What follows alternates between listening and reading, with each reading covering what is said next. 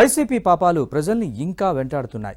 Current బిల్లులు shock కొడుతుంటే ఇప్పుడు తాజాగా ఆస్తి పన్ను ప్రజల్ని పట్టి పీడిస్తోంది. తాజాగా ఆస్తి పన్ను బిల్లులు రావడంతో పట్టణాలు, నగరాల్లో పౌరులు బెంబేలెత్తిపోతున్నారు. గతంలో వైసీపీ ప్రభుత్వం కేంద్రం ఆదేశాల మేరకు ఆస్తి పన్నును విలువ ఆధారిత విధానాన్ని ప్రవేశపెట్టడంతో ఆ పాపం ఇంకా వెంటాడుతోంది. ఈ ఏడాది ప్రజలపై సుమారు 320 కోట్ల రూపాయలకు పైగా భారం పడబోతోందని వామపక్ష నేతలు అంటున్నారు. వెంటనే సీఎం చంద్రబాబు జోక్యం చేసుకోవాలని వారు డిమాండ్ చేస్తున్నారు.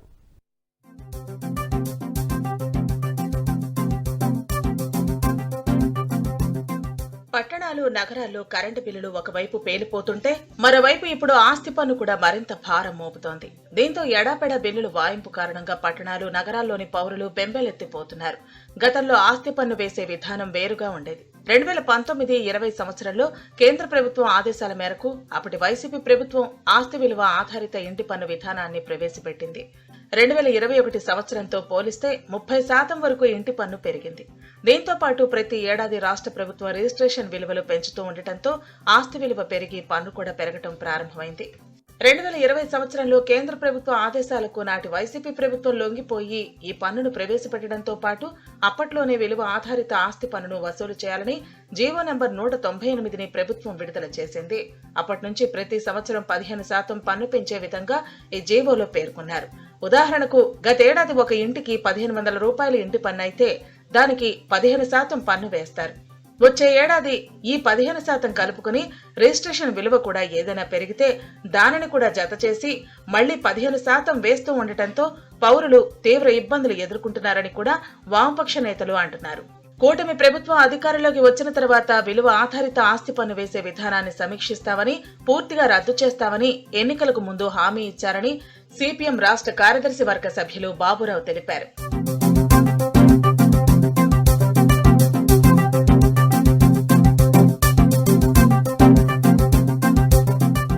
మరోవైపు విలువ ఆధారిత ఆస్తి పన్నుకు సంబంధించి ఇప్పటికే ఆన్లైన్లో బిల్లులు జనరేట్ అవ్వటం ప్రారంభమయ్యాయి. గతంలో పౌర సంఘాలు దీనిపై ఆందోళనలు చేసినప్పటికీ గత ప్రభుత్వం లెక్క చేయలేదు. 2024-25 సంవత్సరంలో మేలో కూటమి ప్రభుత్వం అధికారంలోకి వచ్చిన తర్వాత ఏప్రిల్ నుంచే పన్నులు పెరగటంతో ఈ సంవత్సరం తగ్గించలేకపోయామని అప్పట్లో కూటమి ప్రజాప్రతినిధులు ప్రకటించారు. అయితే దీంతో ఈ ఏడాది పన్నుల పెంపుదల ఉండదని భావించారు. కానీ 2025-26 ఆర్థిక సంవత్సరానికి గుట్టుచప్పుడు కాకుండా పన్నులు పెంచడంపై పలువురు అభ్యంతరం వ్యక్తం చేస్తున్నారు. గత 5 ఏళ్లతో పోలిస్తే 30% పెరిగింది. దీనివల్ల 320 కోట్ల రూపాయల భారం రాష్ట్ర ప్రజల మీద పడుతుంది. వైసీపీ ప్రభుత్వం కేంద్రం చెప్పినట్టు లొంగిపోయి అసలు అద్దె విలువను బట్టి కాకుండా ఆస్తి విలువను బట్టి పన్ను వేసే చట్టం తెచ్చింది, జీవో తెచ్చారు. 2021-22 నుంచి ప్రతి సంవత్సరం పన్ను పెంచుకుంటానే వెళ్తున్నారు. ఆ రోజు గొడవ చేసినా పట్టించుకోవాలి. 100% ఇంటి పన్ను పెరిగింది. ఇదేదో సొంత యజమానుల మీదే కాదు, అద్దె కొన్నవాడి మీద కూడా దీని భారం పడుతుంది. అది కూడా ప్రతి సంవత్సరం గవర్నమెంట్ రిజిస్ట్రేషన్ ఛార్జీలు, స్టాంప్ డ్యూటీ వసూలు చేయడానికి భూముల విలువలు పెంచుతూ ఉంటుంది.